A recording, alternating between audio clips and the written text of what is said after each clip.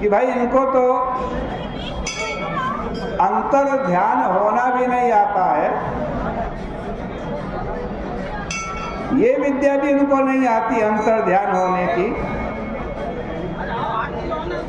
ये तो सीधे साधे गांव के ग्वाले हैं,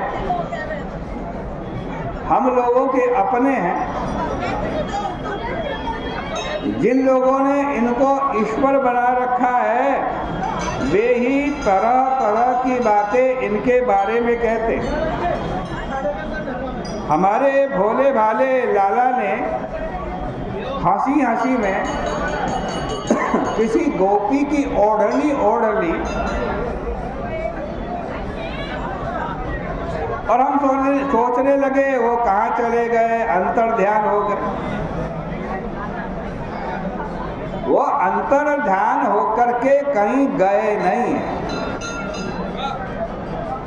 न ही किसी को लेकर गए। आविर्भूत तासान, यह न तो जमुना के किनारे से आया, न तो पेड़ से उतर के आया, न पहाड़ से नीचे आया, न गुफा से निकल के आया।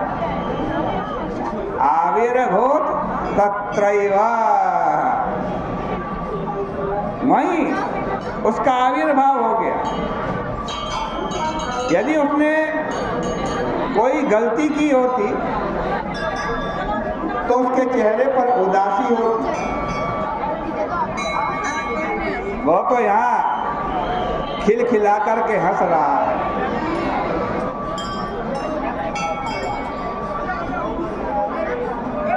और बोले भगवान हरि गोपियों, तुम रोज रोज मुझको कितना सताती हो, कितना अपनी बामता दिखाती हो। मुझे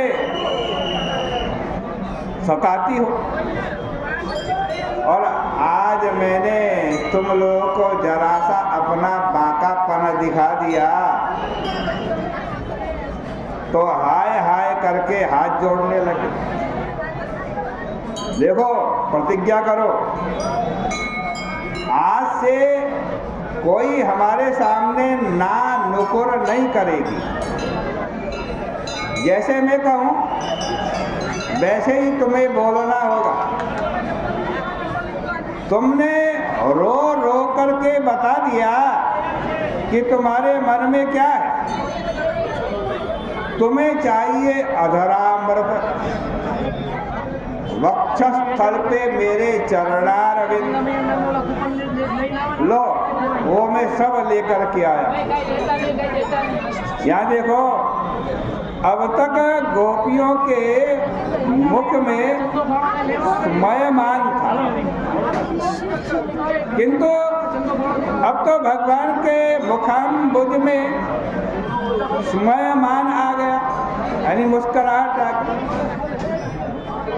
स्मयमान मुखाम्बुज पीताम्बरधर स्रगवी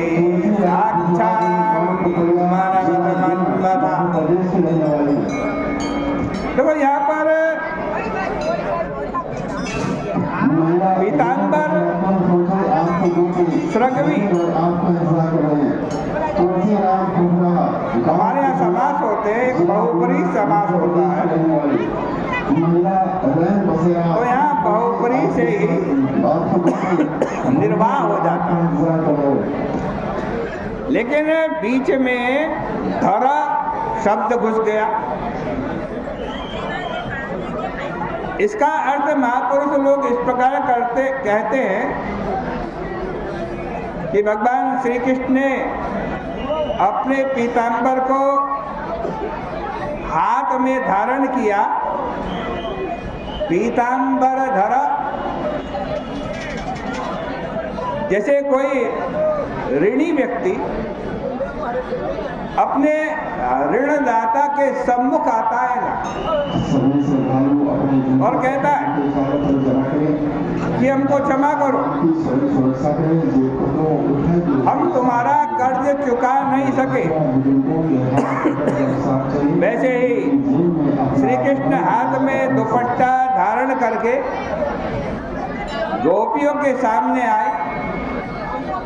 उन्होंने अपने हाथ को बांध करके कहा, मुझसे गलती हो गई, मैं तुमको छोड़ करके चला गया।